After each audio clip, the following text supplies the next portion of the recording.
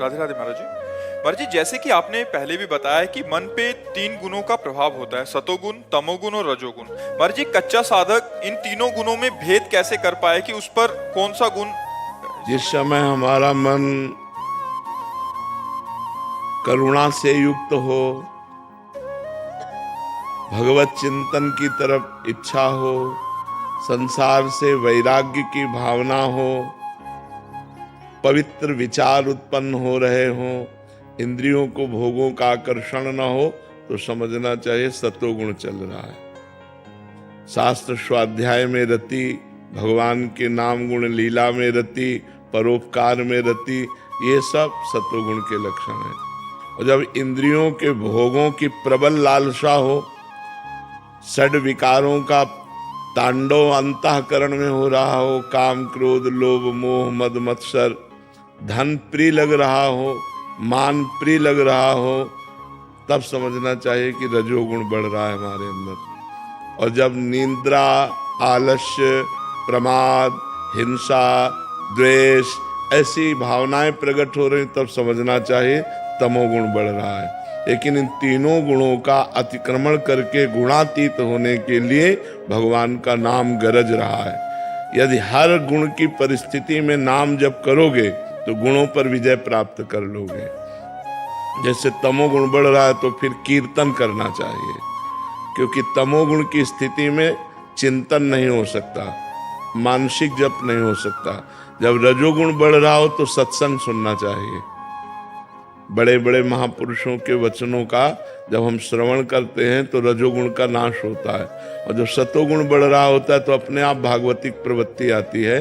तो सतोगुण तभी बढ़ता है जब हमारा भोजन सात्विक होता है, जब हमारा दर्शन सात्विक होता है, जब हमारा संग सात्विक होता है, जब हमारा पेय पदार्थ सात्विक होता है। अब जैसे ये सब रंग बिरंगे में जो पानी आते हैं, हाँ, ये सब रजोगुण तमोगुण बढ़ाने वाले हैं। बाजार का जैसे बना हुआ पदार्थ है वो रजोगुण तमोगुण बढ़ाए।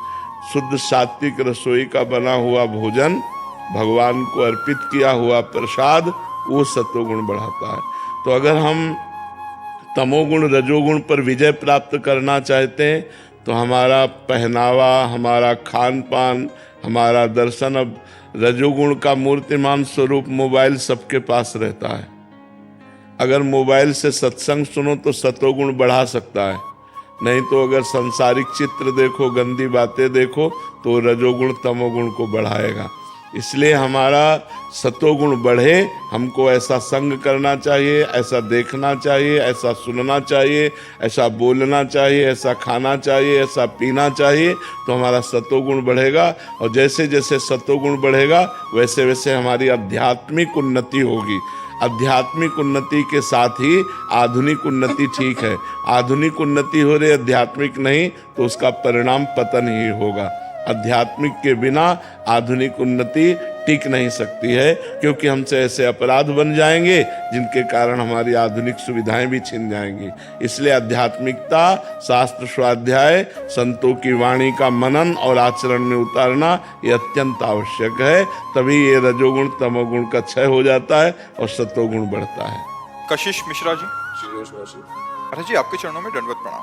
महाराज जी, आपके सत्संग और एकांतिक में हमने सुना है कि आप बच्चापन से ही बड़े साहसी थे। आपने हर अनुकूल या प्रतिकूल परिस्थिति से लड़ा और उसे रौंद के आगे बढ़ने का प्रयास किया और घुटने नहीं टेके, चाहे कितनी भी कैसी परिस्थिति आए। महाराज जी, हम कैसे हमारा दिमाग ऐसे बनाएं कि हर परिस्थिति से लड़ें और आगे बढ़ें जीवन? असल बात, भगवान ने सब करवाया, हमारी तो ताकत नहीं थी, भगवान ने करवाया, सब भगवान ने करवाया। बच्चा, हम मतलब सच्ची कह रहे हैं, हम कोई भाव की बात नहीं कह रहे, हमसे भगवान ने करवाया। जब हमें अनुभव ही नहीं हुआ कि मैंने किया, तो कैसे हम कह दें मैंने किया? मेरे भगवान ने सब करवाया। मुझे कदम कदम पर वो आत्मबल देते गए, कदम कदम पर वो संभालते गए, वही सब संभालते, वही, कुछ नहीं, केवल भगवान। भगवान वो जो चाहे वो करवा सकते हैं, जिससे चाहे उससे करवा सकते हैं, तो उन्होंने ये सब करवाया। हमारे बस की बात तो थी नहीं, हम भी मनुष्य हैं, हमारे बस की बात नहीं थी, भगवान ने सहाया। अब जैसे कई कई दिन भोजन नहीं मिला तो कभी घर की याद नहीं आई कि यार चलो घर एक बार तो, जैसे भगवान रखेगा। कभी इतना भोजन मिल गया, खूब डट के पा लिया, कभी ऐसे जीवन व्यतीत हुआ है। तो भगवान जैसे रखें वैसे बस रहने में। हमें तो कोई भी अनुकूल या प्रतिकूल परिस्थितियां, मन का कोई भी क्लेश होता है आपके समक्ष हम बता देते हैं, और आपने सारी व्यवस्थाएं खान पान की सबकी। महाराज जी आपके जीवन में तो बचपन से लेके कोई सानिध्य ही नहीं सुनने था। वाला ही नहीं था, किससे कहें। तो महाराज जी उस स्थिति में आप कैसे, महाराज जी अपने आप को कैसे संभालते थे? भगवान, यही तो कह रहे उस समय भगवान अंदर से संभालते, तब भी महाराज जी दृढ़ आश्रय था। बिल्कुल भगवान संभालते थे। जब हमें कभी शारीरिक पीड़ा पहुंचती तो गंगा किनारे थे, तो स्मशान में जब कुत्ते लाश नोच रहे होते उस समय दिखाते थे कि देख ये होता है शरीर की दुर्दशा, तो तू जीवित है अभी, नाम जप कर ले, भगवान का चिंतन, मरने के बाद तेरे शरीर की यही दशा होगी। घोर वैराग्य में जीवन, अपने आप विचार आते थे। अपने आप विचार, वो वही तभी तो इससे कह रहे हैं कि भगवान ही सब करते हैं, वो ही संभालते हैं। महाराज जी अभी भी आपका एकांत का मन होता है? हाँ, मतलब कोई ना देखे आप, ना, हमारे मांग जो अंदर की है कि जैसे गंगा का किनारा है, यमुना का किनारा है, हम अकेले टहल रहे हो, अकेले चुपचाप हो, बस रात दिन ऐसे शांत एकांत, बस किसी से कोई मिले ना, कोई मतलब ना, बस ऐसा बंद कर दो। मन की मांग ये है। मतलब नदी और लता ये दो बहुत प्रिय है, क्योंकि बचपन से गंगा का किनारा सेवन किया ना, तो धाराजू को देखना कि गंगा जी का इतना पाट लंबा चौड़ा, खूब खूब जल को देखना, और एकांत, लताएं जल को छू रही हैं ऐसे खूब, तो एकांत शांत बैठे लहरों का दर्शन करना, उसी में भगवत चिंतन में डूबना, ऐसा।